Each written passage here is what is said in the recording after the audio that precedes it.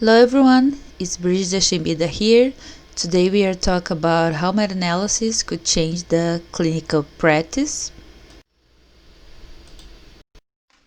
So what we use for the meta-analysis to improve precision, to answer questions that are not posed by the individual studies, and to settle controversies arising for apparently conflicting studies or to generate new hypotheses. Some positive aspects of using meta-analysis are the low cost, the capability to organize data and summarize some important details to best treat our patients, and the select some subgroups that have some biological similarity.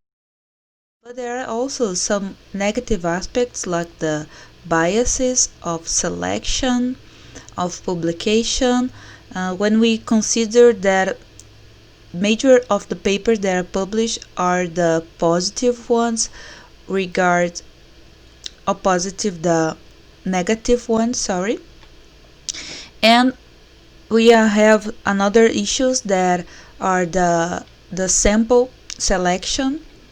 Of course, when we consider a study that could be so great and so nice but have some just a small sample size, we can have some negative aspect like to how we can deal when we have a big sample size, and of course we could have some problems like to trying to organize this data. And so because of this we have to must that try to balance this data to practice our meta-analysis. So another negative aspect that we could have in doing the meta-analysis is the heterogeneity that we could have between the many studies that we could find. So there are some calculate that we can do to assess this heterogeneity, and this is heterogeneity we could have that mainly of 40% of heterogeneity of this study could be okay to us. So, but what we do when we have conflicts findings, we have to focus on quality, and maybe we have to search for an articles that used the prisma concealment or the prisma methods to practice the meta-analysis, and for these studies that talk about the limitations of to do a meta-analysis, and the studies that try to fix these problems that we could find in these studies. Okay, so we have to think that we must find for or look for the most relevant papers when we have two different meta-analyses that have conflicts findings. Okay, so here I present for you some meta-analysis that were published for the Cochrane library in 2010 for diuretic therapy for newborn infants with post-haemorrhagic ventricular dilatation. Here is the link for you to check after, and after I send for you here the paper just to you to check. Okay, so the post-hemorrhagic hydrocephalus is caused by hemorrhagic bleeding inside the ventricles of the premature babies, and after these hemorrhages there occurs some inflammatory process that could lead to hydrocephalus some weeks or some years after this process. Okay, because of many inflammatory aspects that happen in this ependymal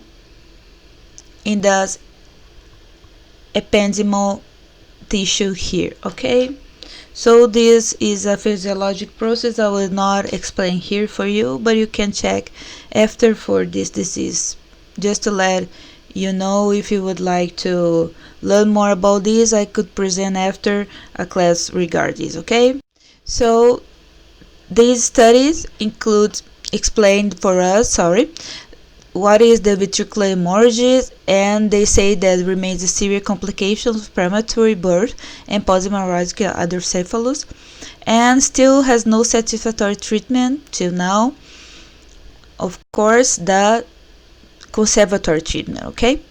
So here they are trying to assess the acetazolamide and furosemide, which could both reduce the production of cerebral spinal fluid and have been suggested as non-invasive therapies to reduce the hydrocephalus in these babies and the need for ventriculoperitoneal shunting, that is the gold standard treatment for hydrocephalus, okay? So the objects of this meta-analysis are to determine the effect of acetazolamide and furosemide on shunt dependencies and other complications in infants developing post-haemorrhagic ventricular dilatation. The search methods, they use the Medline, the Bayes, and the Cochrane library to search these papers, and this was done between the 1966 till the 2007. The criteria for considering this review were the studies that were randomized or quasi-randomized control trials, the types of participants. They include the infants that were less than 12 months of age with progressive ventricular dilatation or hydrocephalus following intraventricular hemorrhage. And the types of intervention were acetazolamide alone or combined with furosemide, and either drug were administered separately or together, okay? And the types of intervention were the drugs, the acetazolamide or furosemide, both or together. The outcomes measured were death at 1 or to 3 years of age, the ventricular peritoneal shunt surgery, any other surgery, some motor disability at 1 or 3 years of age, moderate to severe, and some other cognitive disability at the same age. And for the combined outcome for death or long-term disability at 1 or 3 years of age. For the secondary outcomes, they would consider the use of 1 or more therapeutic lumbar punctures after starting diuretic therapy, the use of 1 or more ventricular taps after shunting diuretic therapy, the number of ventricular taps after starting diuretic therapy, and the central nervous infections and other biochemical disturbances requiring discontinuance of medications or nephrocalcinosis. Here they just put for us the search methods for identification of these studies, some mesh terms and other keywords, and they do the subgroup analysis considering the type of patients.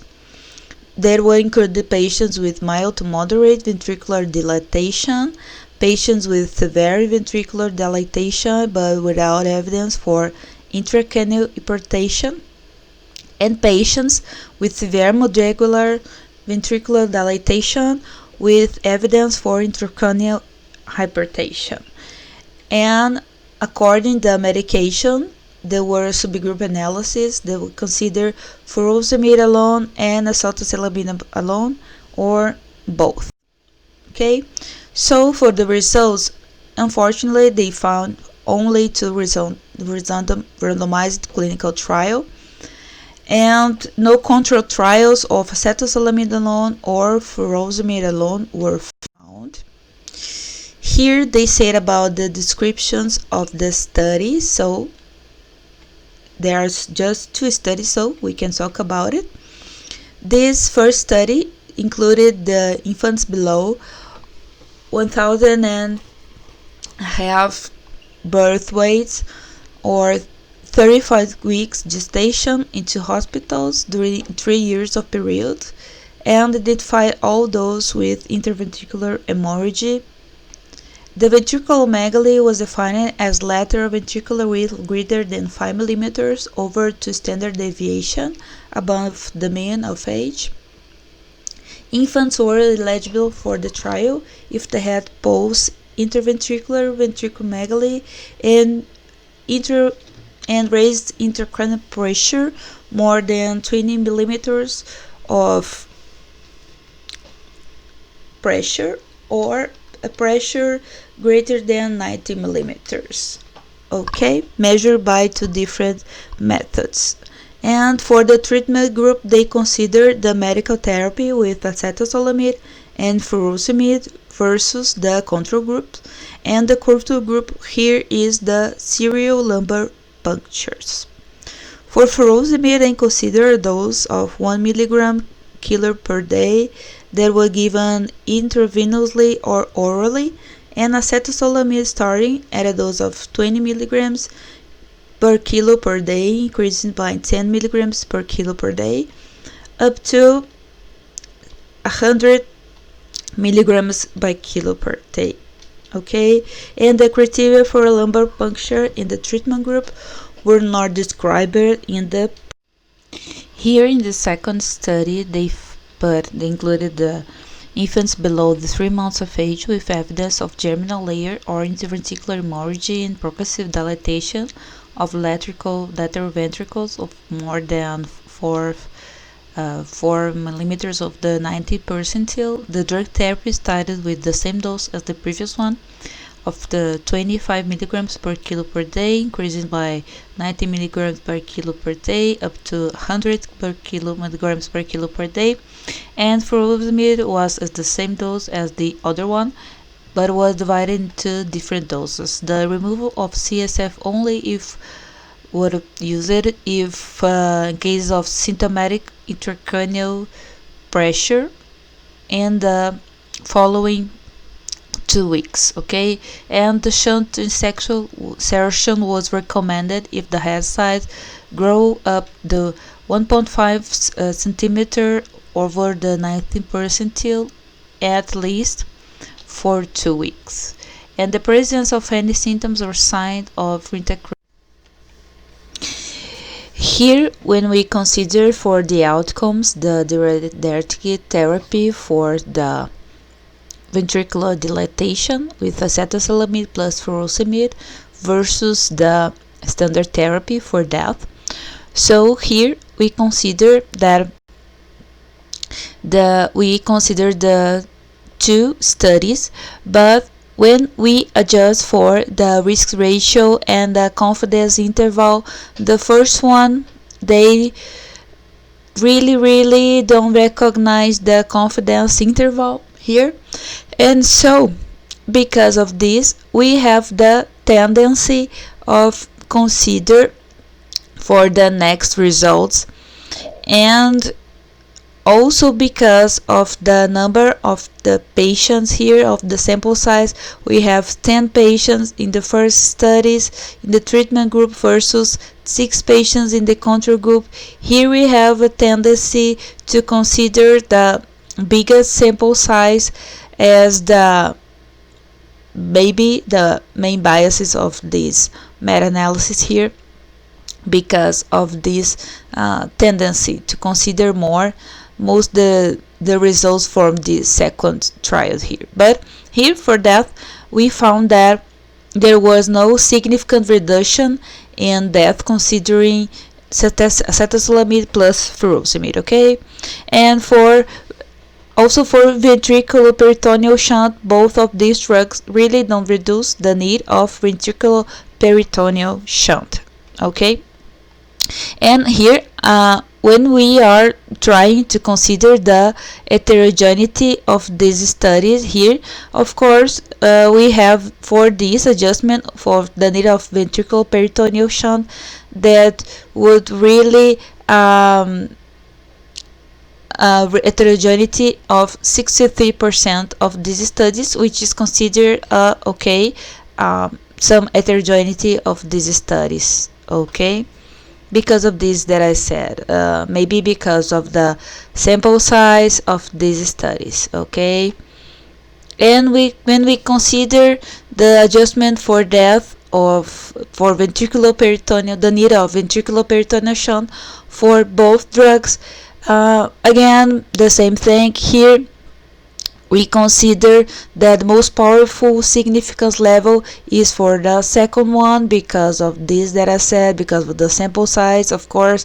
And here we also found that it was not significant, both of these drugs, to reduce the need of ventriculoperitoneal shunt or death, okay? And the need of another kind of intervention, that is a CSF reservoir. Here also we have some other problem, because just the second study considered these analyses, and for sure the heterogeneity here is not applicable for this, okay? And because of this, of course, this is not really a meta-analysis, because we have just a study to analyze here, okay? But here in this study also we cross the unity for the confidence interval, so it is also not significant to reduce the need of CSF reservoir comparing both groups, okay? And when we consider the use of acetazolamide plus furosemide to reduce other surgical intervention for these hydrocephalus, also here we included just the second study. And as I said again, the heterogeneity here is not applicable, and for these studies they found also that these drugs even can reduce the necessity of other surgical intervention for hydrocephalus, okay?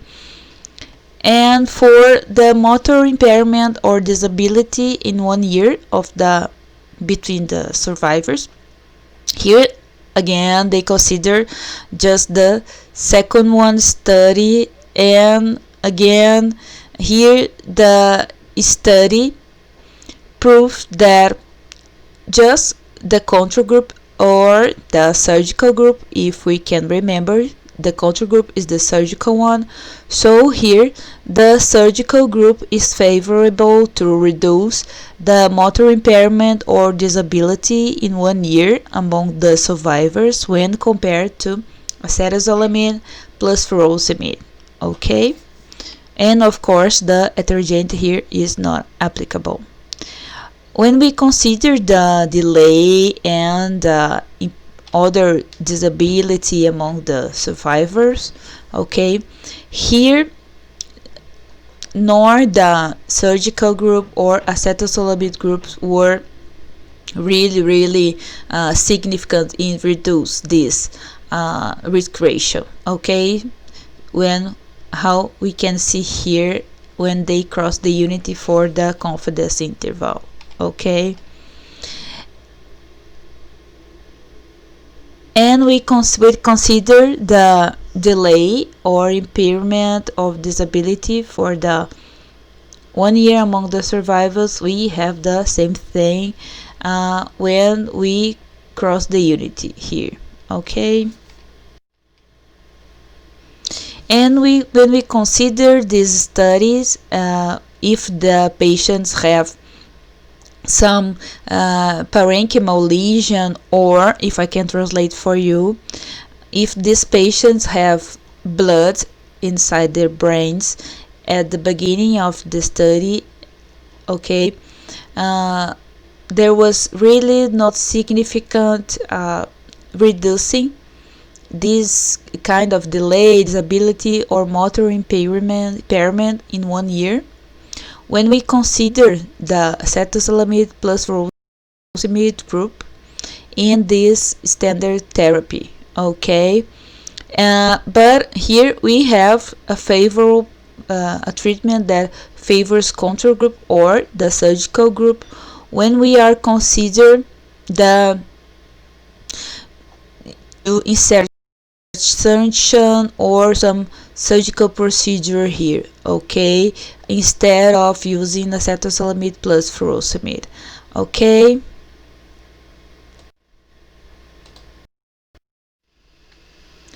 And for the use of ventricular taps here, we consider that the acetazolamide plus furosemide really don't reduce the necessity or the don't reduce the use of surgical procedure, okay. Here, when we consider this unity, we are considering that of course these have no power to understand that we can use these drugs when instead of operate these babies, okay. And the necessity of the CSF taps is the same things here for the findings, or for CNS infection. Again, the use of acetazolamide plus furosemide really don't reduce the CNS infection, okay. Here, when we analyze the subgroup analysis for biochemical disorder, and that is sufficient to discontinue therapy between the groups, here we have another problem. Here we have to discontinue the treatment in a lot of patients, and we have an increased risk ratio for discontinued therapy because of occurrence of biochemical disorders that were sufficient to discontinue therapy. And most of them, of course, I think that occur because of acetazolamide and furosemide could change the level of potassium in these babies, okay. But for nephrocalcinosis, here we have a problem, okay, when we consider then the both of studies were included, and in fact that they really increase the risk of nephrocalcinosis in these patients, okay. They increase like 3.61 times the chance of nephrocalcinosis on these patients. So because of these studies, the use of acetazolamide and furosemide alone or combined were no longer used to treat the post-haemorrhagic hydrocephalus in infants. Of course, as I said, they have so many biases, and they include just 2 studies, okay, but I consider here that this paper have a higher level of quality when they try to analyze and adjust everything, okay. So thank you so much. Here is the references. I put for you after the link for these studies just to you to check. So I think that because of this, the meta-analysis is so important, because we can try to solve some doubts, okay, that we have regard a really problem that we have, okay. And here, for the most important thing for me, that was to describe in a good way of trying to achieve the data that we can also increase mortality, and we also could increase risk of nephrocalcinosis in these patients when we try like to be more conservative using drugs instead of surgery to treat hydrocephalus, okay. Thank you so much, guys, to listen me. See you. Bye bye.